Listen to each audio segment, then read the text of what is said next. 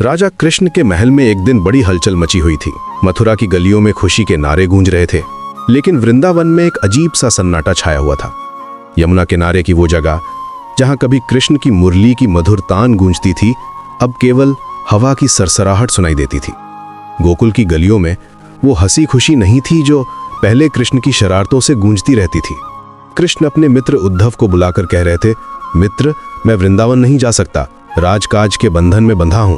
तुम जाकर गोपियों को योग का संदेश दे आओ।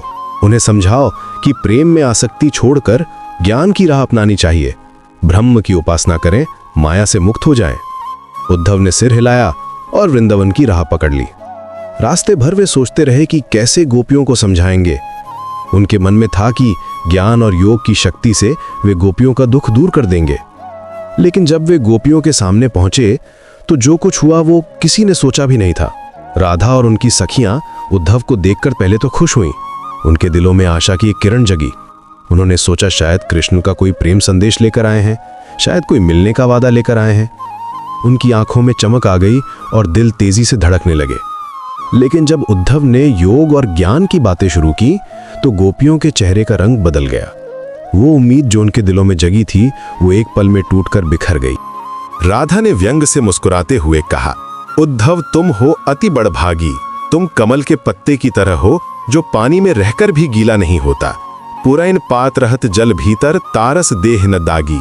प्रीति की नदी में तुमने कभी पांव नहीं डुबोया, इसीलिए तुम्हारी आंखों ने कृष्ण के रूप का रंग नहीं चढ़ाया। दृष्टि न रूप परागी। तुम उनके इतने करीब रहकर भी उनके प्रेम से अछूते रहे हो। दूसरी गोपी ने आंसू पोंछते हुए कहा, हम तो उस चींटी की तरह हैं जो गुड़ चाटने गई और अब निकल नहीं सकती। सूरदास कहते हैं कि हम अबला और भोली हैं, गुड़ चाटी जो पागी। हमने कृष्ण के प्रेम का स्वाद चखा है और अब उससे निकलना असंभव है। हम उस मिठास में इतनी डूब गई हैं कि अब कोई और रास्ता दिखाई नहीं देता। गोपियों का दर्द देखकर लगता था जैसे पूरा वृंदावन रो रहा हो। हर पेड़, हर फूल, हर तितली उदास लग रही थी। वे अपने मन की बात कहना चाहती थीं, लेकिन शब्द नहीं मिल रहे थे। मन की मन ही माज रही एक गोपी ने कहा, कहिए जाए कौन पे उधो, ना ही परत कही।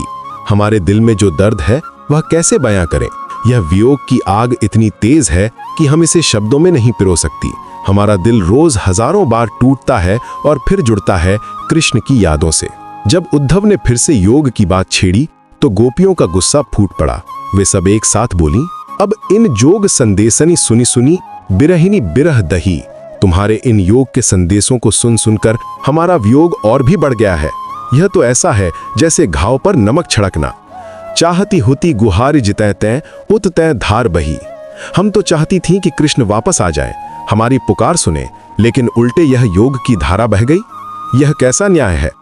राधा ने दृढ़ता से कहा, सूरदास, अब धीर धणे ही क्यों, मर्यादा ना लही। अब हम धैर्य क्यों रखें जब कृष्ण ने प्रेम की मर्यादा ही नहीं निभाई। उन्होंने हमसे जो वादे किए थे वो सब भूल गए। प्रेम में भी कुछ नियम होते हैं, कुछ मर्यादाएं होती हैं, लेकिन उन्होंने सब कुछ तोड़ दिया है। फिर एक गोपी ने अपने प्रेम की तुलना हारिल पक्षी से करते हुए कहा, हमारे हरी हारिल की लकड़ी।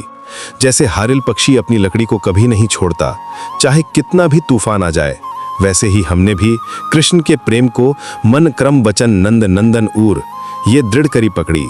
हमने मन, वचन और कर्म से नंद के लाल को अपने दिल में कसकर पकड़ा है। ये हमारी जिंदगी है, हमारी सांस है। जागत सोवत स्वप्न दिवस निसी, कान्ह कान्ह जकरी।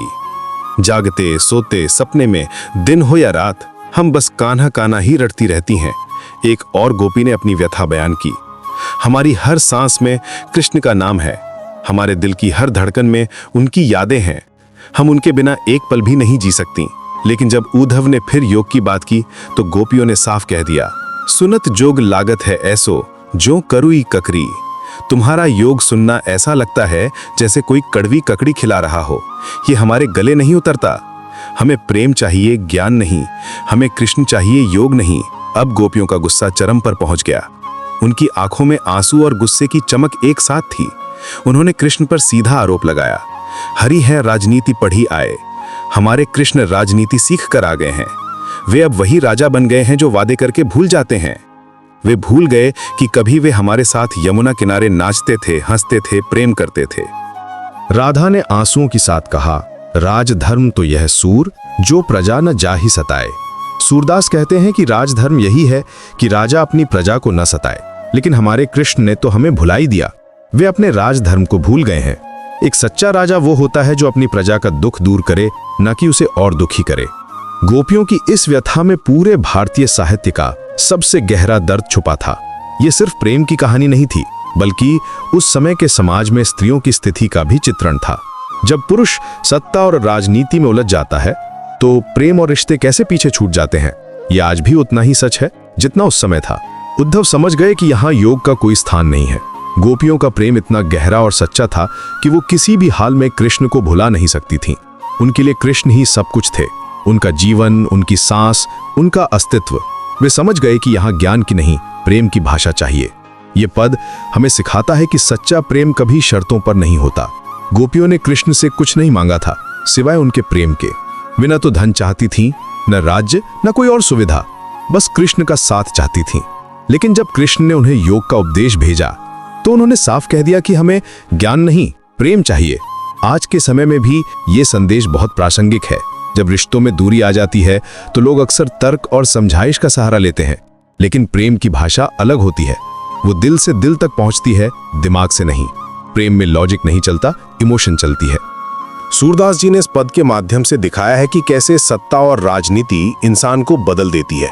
कृष्ण जो कभी गोपियों के साथ रास रचाते थे, वही अब राजा बनकर उन्हें योग का उपदेश भेज रहे हैं। ये पावर का करप्शन है जो कि दुनिया हर युग में देखती रही है।